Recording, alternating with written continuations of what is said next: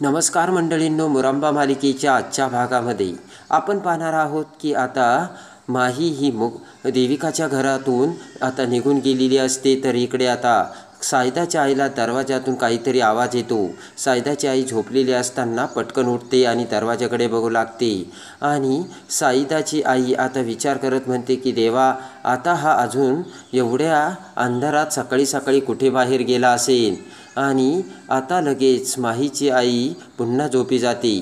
इकडे आता नील हा देविकाच्या घरी आलेला असतो. देविकाच्या घरी आलेल्या नीलला आता देविका खाली येत म्हणते की अरे नील, माही तर इथे कुठेच नाही आहे. मी तिच्या बेडरूममध्ये बघितलं आणि सगळीकडे. कुठे गेली असेल काय माहिती. तर नील म्हणतो की माही गेली देविका. तेव्हा आता देविका म्हणते की कुठे गेली असेल. देविका म्हणते की हे बघ, माहीचा जो फ्लॅट आहे ना, त्यांच्या शेजारच्यांना ज्या काकू राहतात ना, त्यांना मी सांगून ठेवलं आहे, माही तिकडे आली की मला लगेच इन्फॉर्म करा म्हणून. देविका म्हणते की मला काय त्या काकूंचा अजिबात फोन आला नाही, याचा अर्थ माही तिकडे गेली नाही. आणि देविका विचार करते आणि म्हणते माही देश सोडून तर गेली नाही ना, कारण मागे ती देश सोडायच्या गोष्टी बोलत होती. तर नीलला धक्का बसतो. नील म्हणतो देविका काय बोलतेस तू. आणि ते ऐकताच आता नील म्हणतो की देविका, माही मला सोडून जाऊ शकत नाही आणि मला ती विसरूही शकत नाही आणि जाऊही शकत नाही. आणि देविका, तू काय करत होतीस. तेवढ्यात आता मोठ्याने ओरडत असलेल्या नीलला देविका म्हणते हे बघ, माझ्यावर ओरडायचं नाही या, दुसऱ्या तिचा राग माझ्यावर असं काढायचा नाही, कळलं का तुला.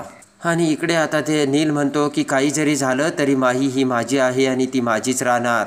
देविका म्हणते अरे तुला पैसेही मिळाले आणि प्रॉपर्टी मिळाली, आता तुला अजून काय पाहिजे. तर नील म्हणतो की जी गोष्ट माझी आहे ती मलाच मिळाली पाहिजे आणि माही ही माझी आहे. नील म्हणतो ज्या वस्तूंवरती माझा हक्क आहे त्या वस्तू माझ्यापासून कधीच लांब जाऊ शकत नाही. आणि नील विचार करत म्हणतो माही ही माझी आहे आणि ती माझीच राहायला हवी. आता नीलसुद्धा माहीला शोधायला पटकन जाऊ लागतो. इकडे आता मुकादमांच्या घरात आता अभ्या हा नाश्ता करत हॉलमध्ये बसलेला असतो.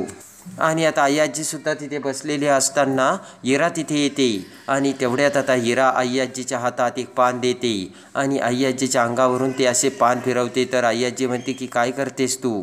इरा म्हणते की मम्मा, अगं निगेटिव्ह एनर्जी आहे ना, ती बाहेर काढते, बाकी काही नाही. अभ्या ते सगळं बघत असतो. आणि त्यानंतर आता आय्याजीची दृष्ट काढून इरा आता ते पान आता बाहेर फेकून देते. आणि आता इरा ते पान सगळे इकडे तिकडे घरामध्ये फेकत असते. तेवढ्यात आता त्या पानाचा स्मेल इरा आता आभ्याला देते आणि पुन्हा ते पान फेकून देते. तेव्हा आभ्या खोकू लागतो. तर अगरबत्ती घेऊन तेवढ्यात रमा ही बाहेर आलेली असते. आता इरा रमाला बोलावते आणि म्हणते इकडे ये. रमा आता इरावती समोर येते. पटकन रमाच्या हातातील अगरबत्ती इरा आता आभ्याकडे देते. आणि आता रमाच्या अंगावरून सुद्धा ते पान सगळे आता उतरून इरा आता फेकत असते. ते बघून रमा म्हणते की अहो तुम्ही काय करताय हे. आणि त्यानंतर आता रमा ते बघून म्हणते की अहो तुम्ही काय करताय. इरावती आता ते सगळं पान रमाच्या खांद्यावरून उतरवते. त्यानंतर आता रमा म्हणते की अहो तुम्ही काय करताय. तर आई आजी हसतच म्हणते की होईल तुला सवय त्यांची हळूहळू. इरा म्हणते की तू घरातील झाडू केर काढते आणि सगळं काही साफ करते ना, तसं स्वतःलासुद्धा साफ करायचं असतं. तेव्हा आता मोठे डोळे करून रागाने रमा आता इरावतीकडे बघते. ना आता इरावती ते सगळे पानं आता रमाच्या अंगावरून उतरवते आणि ते पानं आता त्या पाण्यामध्ये टाकते. इरा म्हणते की आता संध्याकाळपर्यंत हे पाणी काळं होईल. रमा म्हणते की पाणी कुठे असं काळं होत असतं का. आणि तुम्ही आलात ना 4-8 दिवस तर राहा मस्तपैकी. आणि तेवढ्यात आता इरावती म्हणते की आपल्याला ज्या गोष्टी माहीत असतात त्या कशाला बोलायच्या, आईवडिलांनी तुला अजिबात शिकवलेलं दिसत नाही. आणि रमा आता रागाने निघून जाते. तर आय्याजी म्हणते की बघितलं का तिची जीभ कशी चुरू चुरू चालते ते. आणि तेवढ्यात हसतच इरावती म्हणते बोलू दे तिला, बोलू दे काय बोलायचं ते, थोडे दिवसच राहिलेत, बोलू दे तिला. तर आभ्या हा आता इरावतीकडे बघतो. इकडे आता देविका आणि नील माही कुठे गेली याचा विचार करत हॉलमध्ये बसलेले असतात. नील म्हणतो कुठे गेली असेल माझी माही. आणि माझ्यावर एवढी प्रेम करणारी माही मला न विचारता न सांगता कुठे गेली असा विचार आता नील करत असतो आणि एरझऱ्या मारत असतो. नीलला आता अजिबात राहवत नसते. नील म्हणतो माहीशिवाय मी अजिबात राहू शकत नाही.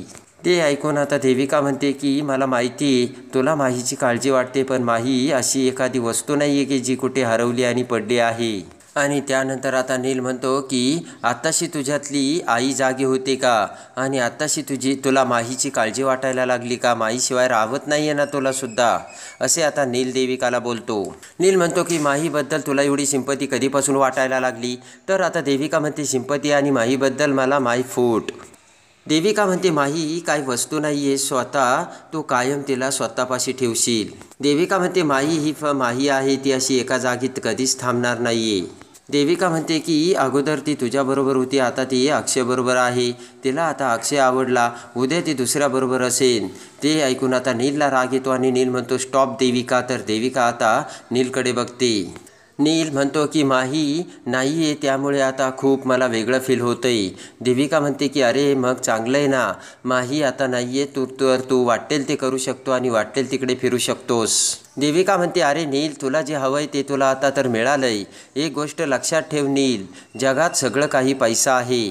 आणि नील म्हणतो की हे काही मला पटत नाही. तर देविका म्हणते काय नील, आपण पैसा मिळवण्यासाठी इकडे इतका काही प्रयत्न केला आणि तो आता मिळाला आहे, तर तू म्हणतो आता मला माहीशिवाय अजिबात करमत नाही. देविका म्हणते नील ना, तू असा विचार करतोयस ना, मला वाटतंय तू गाढव आहे. नील म्हणतो की देविका. तर आता देविका म्हणते की नील तू चिल राहा. नीलकडे बघत आता देविका म्हणते की तू आता माहीचा विचार न केलेलाच बरा नील. आणि आता नील हा इकडे तिकडे बघू लागतो. तर आता नीलची नजर समोरच असलेल्या टेबलकडे जाते आणि त्या टेबलवर असलेल्या ग्लासच्या खाली एक चिठ्ठी लिहून ठेवलेली नीलला दिसते. तर इकडे देविका म्हणते नील अरे मी तुझ्याशी बोलते, तुझं लक्ष कुठे आहे. पटकन नील आता त्या टेबलकडे जातो आणि ती चिठ्ठी आपल्या हातात घेतो. देविका म्हणते हे लेटर कसलं लेटर आहे. आता नील हा ते लेटर हातात घेऊन देविकाकडे बघतो. इकडे आता सगळेजण मुकादमाच्या घरात बसलेले असतात आणि आता जान्हवी म्हणते की अय्याजी तुम्ही तरी सांगा ना, रमा आणि अक्षय घर सोडून चाललेत. अय्याजी म्हणते की तुम्ही कशाला आता हे पाऊल उचलता, अरे आता कुठे इरा घरी आली, तेव्हा तुम्ही थांबा, आपण काढूयात ना काहीतरी मार्ग. अय्याजी म्हणते की आणि मग विचार करून आपण ठरवूयात काहीतरी. तेवढ्यात आता अक्षय म्हणतो की कुणी आलं म्हणजे आम्ही का थांबवायचं. अय्याजी म्हणते की कुणी म्हणजे आत्या आहे ती अक्षय तुझी. अय्याजी म्हणते की पार्वती मुकदमची ती मुलगी आहे आणि तुला एवढं साधं कळत कसं नाही आणि तुला 2 दिवस कॉम्प्रोमाइजसुद्धा कसं करता येत नाही, असे आता अय्याजी ही आता अक्षयला बोलते. रमाकांत म्हणतो की तिला का इकडे येण्याचं कोणी आमंत्रण दिलं होतं का आणि मुळात म्हणजे तिच्यासाठी कुणाला थांबायची गरज नाही आहे. आणि आता अय्याजी रमाकांतला सुद्धा समजावू लागते आणि अय्याजी म्हणते की रमाकांत ती परदेशात गेली तरीसुद्धा तिथे जाऊन ती स्वतःच्या पायावर उभी राहिली आणि तुम्ही इथे घरात बसूनही काहीच करू शकले नाही. तर रमाकांतला आता पुन्हा वाईट वाटू लागते आणि आता अक्षयला वाईट वाटून अक्षय म्हणतो की अय्याजी स्वतःच्या मुलाबद्दल तुला असं बोलूशी तरी कशी वाटतं. अय्याजी म्हणते की हे बघ, रमाकांतला जर काही बोललं तर तुला वाईट वाटतं, तसे माझ्या लेकीला जर काही बोललं तर मलासुद्धा वाईट वाटणारच ना. अय्याजी म्हणते हे बघ अक्षय, इरावतीबद्दल मी एक शब्दही ऐकून घेणार नाही. आणि त्यानंतर अक्षय आता गप्प होतो. अय्याजी म्हणते की हे बघ अक्षय, माझी एक इच्छा आहे, म्हणजे ती माझी शेवटची इच्छा समज. आणि लगेच आता अक्षय म्हणतो की आजी तू असं बोलू नकोस. अय्याजी म्हणते की हे बघ, तुला वाटतं हे घर सोडून जावं, पण इरावती आली आहे तेव्हा इरावतीसाठी तू या घरात काही दिवस राहा अक्षय.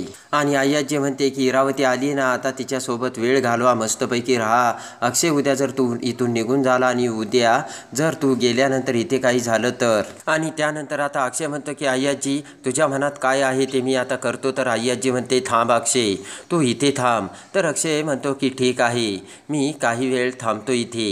आणि त्यानंतर आता जान्हवी ही सुटकेचा श्वास सोडते. इकडे आता नीलच्या हातात माहीचं लेटर आलेलं असतं. पुढे देविका म्हणते की काय आहे. तर नील म्हणतो की देविका माहीचं लेटर. देविका आता ते लेटर वाचू लागते. त्यामध्ये माहीने दिलेले असते की नील देविका तुम्ही मला खूप त्रास दिला, पण दुसऱ्याकडून काहीतरी शिकायचं असतं आणि असा मनात विचार येऊन मी सुद्धा तुमच्याकडून काहीतरी शिकले. माहीने लिहिलेलं असतं की मला वाटत होतं आजपर्यंत जगात फक्त वाईट लोकांचं वाईट होतं आणि चांगल्या लोकांचं चांगलं, पण तुमच्याकडे बघून मला असं वाटलं की तुम्ही एवढे वाईट वागता तरीसुद्धा तुमच्या बाबतीत एवढं चांगलं होतं आणि मी एवढे चांगले वागूनसुद्धा माझ्यासोबत वाईटच घडतं. आणि आता माही त्या दोघांचे आभार मानत म्हणते की थँक्स, मला तुमच्याकडून शिकायला मिळालं. आणि आयुष्यात आपल्यासमोर वाकडे चालणाऱ्यांना बघून बाजूला व्हायचं नसतं तर त्यांच्यासारखं आपण सुद्धा वाकडं तिकडं चालायचं असतं, हे मला आता तुमच्याकडून चांगलंच कळलं, असे माहीने त्यामध्ये लिहिलेले असते. माहीने लिहिलेले असते की मी सुद्धा तुमच्यासारखी कशीही वागू शकते, तेव्हा माझ्याशी पंगा घ्यायला जाऊ नका. आणि ते वाचताच आता नील हा देविकाकडे बघतो आणि इकडे आता जान्हवी आणि आनंद दोघेही हॉलमध्ये येतात आणि सोफ्यावर बसतात. तर टेबलवर इरावतीनं ते पाण्याचं भांडं ठेवलेलं असतं. तेवढ्यात आता आनंद त्या पाण्याच्या भांड्याला हात लावू लागतो आणि म्हणतो की हे काय इथे कशाला ठेवलं आहे. आभ्या म्हणतो की इरावतीने आपल्या घरातील निगेटिव्ह एनर्जी बाहेर जावी म्हणून ते पाणी ठेवलं आहे आणि संध्याकाळपर्यंत ते पाणी काळं होईल. ते ऐकताच आता आनंद घाबरतो आणि म्हणतो हे काय. तर जान्हवी म्हणते की अरे बेबी घाबरतोस कशाला, आपल्यातली निगेटिव्ह एनर्जी बाहेर जाईल म्हणजे चांगलंच आहे ना ते. आणि जान्हवीचे ते बोलणे ऐकून आता आनंदसुद्धा जान्हवीकडे बघत आता मोठमोठ्याने हसू लागतो. आभ्या म्हणतो की तू असा हसतोस का. तर आता आनंद म्हणतो की तुम्हाला काय वेडबीड लागलं आहे का, हे पाणी काळं होणार म्हणे, का तुम्ही विश्वास ठेवता काय माहिती. आनंद म्हणतो ना हे सगळे मनाचे खेळ असतात, बाकी काही नाही आहे. जान्हवी म्हणते की बेबी हसायला काय झालं, असू शकतं काहीतरी. जान्हवी म्हणते की बघायला काय हरकत आहे आणि बघूयात ना संध्याकाळपर्यंत सगळी घरातील निगेटिव्ह एनर्जी या पाण्यात येते की काय.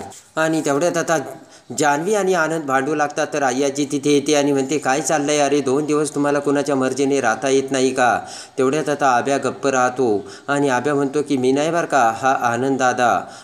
आणि त्यानंतर आता आनंद म्हणतो की माझ्यावरती काय बोट करून बोलतोयस, मी काहीच म्हणालो नाही. तर जान्हवी म्हणते की बेबी काय खोटं बोलतोयस तू, किती खोटारडा आहेस, आत्ताच हा म्हणाला, याच्यावरती कुठे विश्वास ठेवायचा असतो का. आई आजी आता रागाने आनंदकडे बघते. आई आजी म्हणते की अरे आनंद, एखाद्याला एखादी गोष्ट जर वाटत असेल तर ती करून बघायला काय हरकत आहे. आभ्या आणि जान्हवी म्हणते की एकदम बरोबर. आणि इकडे आता सगळेजण म्हणतात की खरं आहे, आपण विश्वास ठेवायला काय हरकत आहे. आणि सगळेजण आता आतमध्ये निघून जातात. तेवढ्यात इरावती आता पुन्हा हॉलमध्ये येते. त्या पाण्याच्या भांड्याकडे बघत आता इरावती तिथे बसते आणि म्हणते हे पाणी काळं का नाही येवत. आणि तेवढ्यात आता इरावती त्या भांड्याकडे बघत म्हणते की इतका वेळ झाला तरी हे भांड्यातील पाणी काळं का पडत नाही आणि या घरातील निगेटिव्ह एनर्जी या पाण्यामध्ये का येत नाही. असा विचार करून आता इरावतीसुद्धा आता मोठी काळजीत पडलेली असते. आणि त्यानंतर विचार करत इरावती म्हणते की इतक्या दिवसाची माझी विद्या ही अशी वाया जाणार नाही, घरात काहीतरी गडबड आहे हे मला जाणवतंय, तरीसुद्धा पाणी काळं का नाही होत. असा विचार आता इरावती करत इकडे तिकडे बघू लागते. आणि त्यानंतर आता इकडे इरावती विचार करते की नाही मलाच काहीतरी आता करावं लागेल. आणि ताबडतोब इरावती आता आतमध्ये निघून जाते. इकडे आता आनंद हा अक्षयच्या बेडरूममध्ये आलेला असतो आणि मोठ्याने हसत आता आनंद आता घडलेली सगळी हकीकत अक्षयला सांगू लागतो. आणि आनंद म्हणतो की अरे हॉलमध्ये ना एका भांड्यामध्ये पाणी ठेवलं होतं आणि त्यामधील बागेतील सगळी पानं फुलं अशी त्या पाण्यामध्ये टाकली होती. मला वाटलं हे सगळं काकीने केलं असेल, पण नाही रे. अरे अक्षय, हे सगळं ना आपल्या त्या इरावतीने केलं आहे. आणि त्यानंतर मग आनंद म्हणतो की मला ना ते खूप असं विस्मयचकित वाटत होतं. मला वाटलं हे सगळं काकेने केलं असेल, पण नंतर मला कळलं की घरातील ना कुणाची तरी निगेटिव्ह एनर्जी त्या पाण्यामध्ये येणार आहे आणि त्यामुळे ते सगळं पाणी काळं होणार आहे. ते ऐकताच आता आनंद आणि अक्षय दोघेही मोठमोठ्याने हसू लागतात. आणि आता इकडे मोठा ड्रामा करत आनंद म्हणतो की ते नाही का हातामध्ये मोठमोठाल्या अंगठ्या घालणारे आणि त्या अंगठ्या गरगर फिरवत कसे करतात निगेटिव्ह एनर्जी, आणि तसला प्रकार मला दिसतोय. तर पुन्हा अक्षय मोठमोठ्याने हसू लागतो. आणि तेवढ्यात आता अक्षय म्हणतो की अरे यार, घरातील निगेटिव्ह एनर्जी कुठे पाण्यात कसलाही विचार करतात काय माहिती. तेवढ्यात आता रमा आणि जान्हवी तिथे येतात. आणि तेवढ्यात आता जान्हवी म्हणते की काय झालं, एवढं का हसताय आणि मलाही सांगा. तर अक्षय म्हणतो हा तुझा नवरा ना आमच्या दोघातील निगेटिव्ह एनर्जी बाहेर काढतोय आत्ता. तेवढ्यात आता रमा म्हणते की तुम्ही एवढं ना हसू नका, आई आजीने बघितलं तर त्या चिडतील. आनंद म्हणतो की अक्षय तू काही बोलू नकोस, आई आजी बघितली ना कशी जाम चिडती ती. तर आनंद म्हणतो की आपण हे इथे असे गुपचूप हाताच्या घड्या घालून बसायचं नाही का. आणि तेवढ्यात आता रमा म्हणते की इरावती आत्यामुळे एका माणसाचा जीव गेला, तरीसुद्धा आई आजीचे डोळे कसे उघडत नाही काय माहिती. इकडे आता पाणी काहीही काळं झालेलं नसतं तेव्हा आता इरावतीला मोठा धक्का बसतो आणि पटकन आता इरावती ही बाहेर येते. इरावतीने आता तिच्या हातामध्ये काळी पावडर आणलेली असते आणि आता इरावती म्हणते की माझ्या मम्मांनी मला हे अजिबात नाही शिकवलं, पण पाणी काळं कसं नाही झालं काय माहिती, तर आता मला यासाठी काहीतरी करावं लागेल असे म्हणत तिच्या हातातली ती काळी पावडर इरावती आता पटकन त्या पाण्यात मिक्स करते आणि ते पाणी काळं होतं. पण तेवढ्यात दरवाजा उघडून रमा इरावतीचा तो सगळा प्रकार बघते. हाताची घडी घालून आता रमा पुढे येते आणि इरावतीकडे बघत म्हणते की ही अशी आहे का तुमची निगेटिव्ह एनर्जी आणि असं होतं का पाणी काळं. तर आता इरावती म्हणते की बघ कसं पाणी काळं झालं ते. आणि आता इरावती म्हणते की आली आहे ना निगेटिव्ह एनर्जी या पाण्यात आणि आलाला पाण्याला काळा रंग.